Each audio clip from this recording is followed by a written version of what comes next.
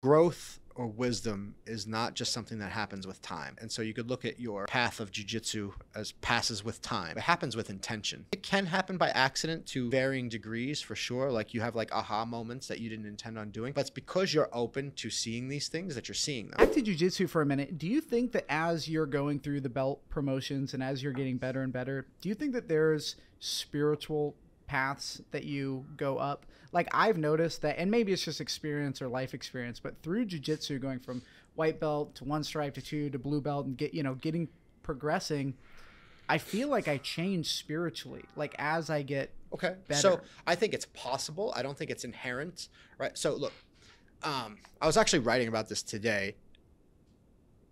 Growth or wisdom is not just something that happens with time, right? And so you could look at your path of jiu-jitsu as passes with time, right? It happens with intention, okay? So your intention to learning and growth will provide you bigger opportunities for learning and growth. Yeah. And your intention to grow I would say, without knowing anything else, that because your intention is to grow, you're starting to see things from a deeper level. You're starting to pull the lessons out of your jiu-jitsu journey and bring them into your regular life. That happens by intention. It can happen by accident to varying degrees for sure. Like you have like aha moments that you didn't intend on doing, but it's because you're open to seeing these things that you're seeing them. Right. If you just were going to jiu-jitsu to fucking learn how to fuck people up, then you're going to learn how to fuck people up, but you may miss out on all the jewels that are hidden in there. Yeah.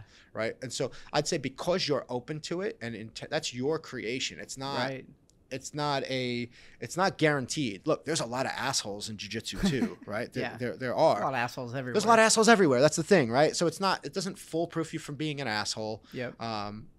If you're intentional about using it as a tool, it can bulletproof you from being an asshole because of the humility that is required to reflectively fail, learn, repeat, right?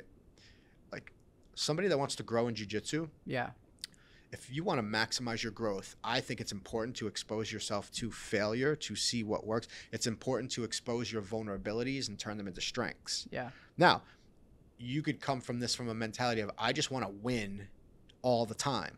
So they just do what they're good at. Yeah. Right. And eventually instant gratification, because their ego cannot handle the long-term path for growth that requires failure, that requires you to go home and be like, man, am I even good at jiu-jitsu? Right. Dude, sometimes I have that, like, I'll go home like, man, I fucking suck today. Yeah. And like, I'll like get down on myself, but I've done it enough to know it's just part of the process, and I will come back stronger, and et cetera, et cetera. There are guys out there that will not expose their weaknesses, and they're usually not fun to train with. They're usually just do the same positions over and over and over again. They usually have no depth to their game whatsoever. Yeah.